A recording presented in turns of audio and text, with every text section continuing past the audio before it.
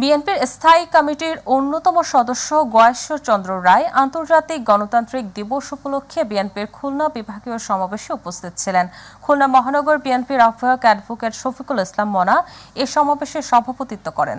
সমাবেশে বক্তব্য রাখেন বিএনপির বিভাগীয় ভারপ্রাপ্ত সাংগঠনিক সম্পাদক অনিন্দ্য ইসলাম অমিত, বিএনপির জাতীয় নির্বাহী কমিটির ছাত্র বিষয়ক সম্পাদক আলহাজ রকিবুল ইসলাম বকুল, বিএনপির জাতীয় তথ্য বিষয়ক সম্পাদক আজিজুল বারী হেলাল, বিএনপির চেয়ারপারসনের উপদেষ্টা সৈয়দ মেহেদী আহমেদ রুমি সহ বিএনপির কেন্দ্রীয় নেতৃবৃন্দ।